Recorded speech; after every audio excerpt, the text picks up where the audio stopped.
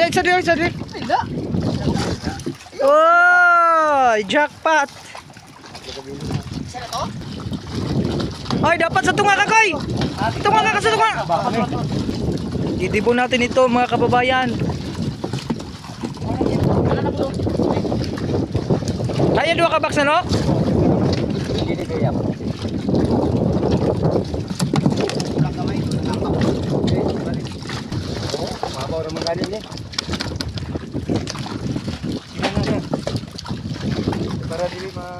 Galing sa pond to cage.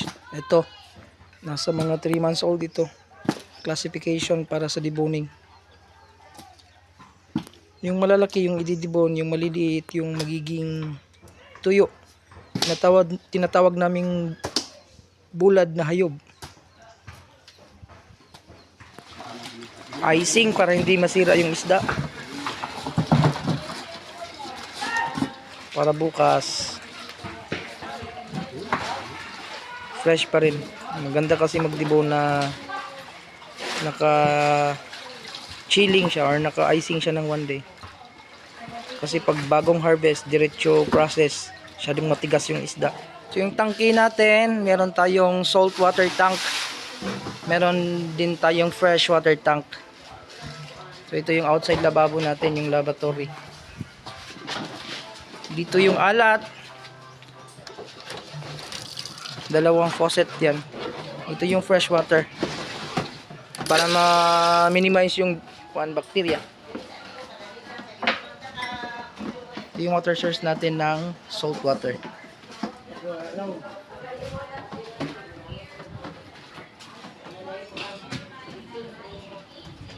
Pagka dalawang gloves kasi ang ginagamit, medyo madulas pagka dito sa row. Baka may chance pa na masugatan yung tagahiwa.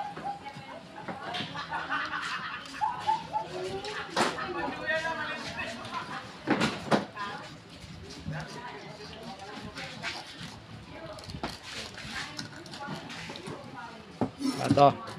Ganyan lang kadali yung paghihiwa. Ang pagdidibon yung medyo mahirap.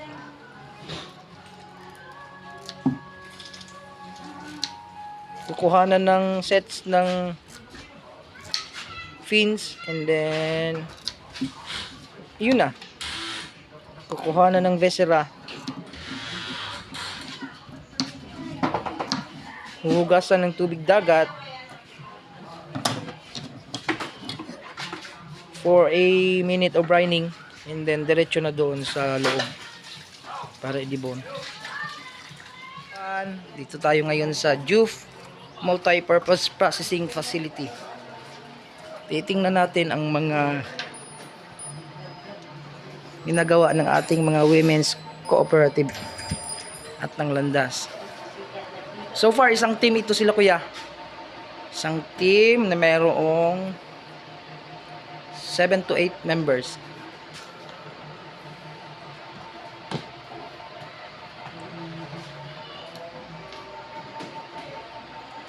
So nakikita natin mayroon po silang mga PPE na suot-suot or yung tinatawag nating personal protective equipment.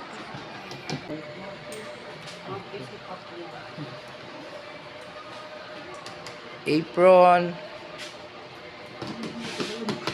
gloves.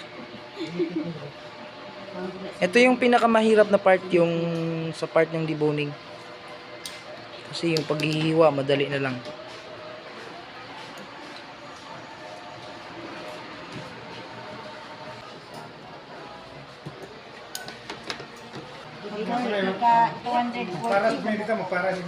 Pwede lang, okay na pang. Muna itong kuano, muna itong slicer, si Marlon Cancio. So lahat ng timpla nila sa marination is sinusukat talaga para uniform yung lasa. Planggana pong kutangi pong ariar. Meron tayong store sa may landasan, harap ng Chicken 101, sa unahan lang ng pawn shop, Emily Wheeler Pawn Shop. So ang preparation natin next week siguro Tuesday, Wednesday, gagawa tayo ng sardinas. Together with Mafar, post-harvest division.